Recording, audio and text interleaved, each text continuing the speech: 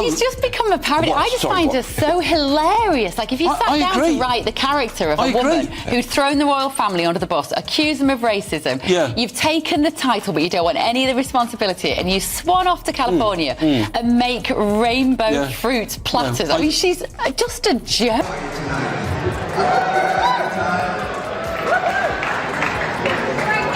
Small grassroots organizations where you can see a higher level of impact, in my opinion, because there's a lot less red tape. Now, the technique that Kate Middleton uses, it's so simple but hard to execute. Very simply, she does not react. She keeps her...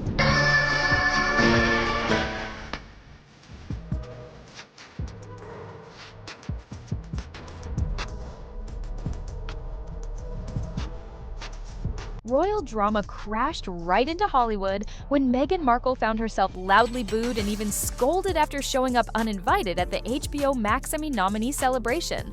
What was supposed to be a glamorous night of star power quickly turned into a humiliation for the Duchess, as witnesses say her entrance caused an immediate shift in the room. Shock, whispers, and then the sound nobody ever wants to hear at a high-profile event: boos.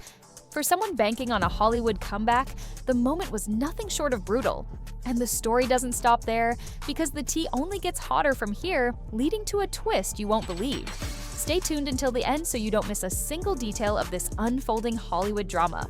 In today's video, we're spilling all the details about what really went down at the Emmy event, why Meghan's bold entrance sparked outrage, and how this latest embarrassment only adds fuel to the growing backlash she's been facing from both Hollywood insiders and royal watchers. What Meghan thought would be a power move quickly turned into humiliation. Crashing the Emmy party backfired instantly. And those boos weren't just noise. They were Hollywood sending a clear message about what they really think of her. One insider even revealed that people at the event would have done everything possible to keep her out, and that her so-called friends, the very connections she once relied on, have already started cutting ties. If that wasn't telling enough, even Spotify exec Bill Simmons, who's crossed paths with Harry and Meghan, has publicly hinted at what insiders really think about the couple. For Meghan, the Emmy celebration was supposed to be another carefully staged moment, a reminder to Hollywood that she still belonged among its brightest stars. But the reality couldn't have been more different. With past fallouts already straining her ties to names like Katy Perry, this event only made it crystal clear that the bridges were burned. The HBO Max nominee party was one of the hottest, most exclusive tickets of the season, reserved for the most relevant names in film and television. And yet, the second Meghan stepped into that glittering ballroom, the energy shifted dramatically. Instead of warm applause, or even a polite acknowledgement, she was met with groans and murmurs. People noticed her, yes, but not at all in the way she had planned. At one of the central tables filled with Emmy-nominated producers and writers, someone reportedly muttered loud enough for others to hear, "Oh no, not her." That single comment cracked the tension wide open, spreading across the ballroom like wildfire. Heads turned, conversations froze, and then the booing began. Imagine trying to step into the spotlight only to hear the crowd turn against you. That's the kind of scene that sticks. And to make matters worse, insiders didn't hold back. One even claimed Meghan wouldn't dare pull something like that around Oprah, because even those connections aren't what they used to be. Where Meghan once basked in royal fanfare and red carpet flashes, she now found herself being booed to her face. In that instant, the illusion shattered. The Meghan Markle who once thought she could command Hollywood with a smile and a pose suddenly became the unwanted guest. Another observer summed it up harshly, saying this moment only confirmed what many had been whispering for years, that Harry and Meghan's big return to Hollywood was over before it even started. And honestly, watching it all play out, it feels like Hollywood has already made up its mind. Who also has his own podcast, apparently got to know Harry and Meghan a little bit during their time at the streaming service. The grifters. That's the podcast we should have launched with them. Whew. His diss comes after Spotify and Archwell Audio announced that they are mutually ending their partnership after 2.5 years. The expectation was Harry and Meghan were going to deliver multiple podcasts, but yeah, in 2.5 years, they only delivered Archetypes, the program that Meghan hosts, which did quite well, hitting #1 in 7 countries and winning the People's Choice Award last year for Favorite Pop Podcast. They also produced a one-off Christmas special in 2020, but that's it. Event they were at in New York for the Time 100.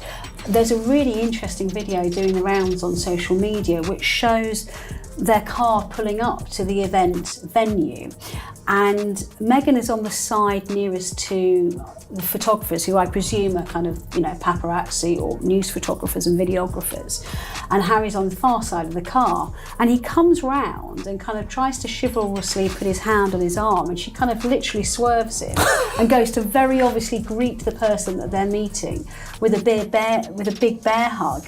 And just honestly, the word spare part, came to my mind. Oh, it Rebecca! Like... If Meghan really thought she was going to walk into that room and find allies, she couldn't have been more wrong. This wasn't just any crowd. It was Hollywood's elite. The actors, the directors, the producers, the very people who decide who gets invited to the next big project. And they weren't lining up to lend her credibility. Quite the opposite. The moment she stepped further into that ballroom, it was like an invisible curtain dropped.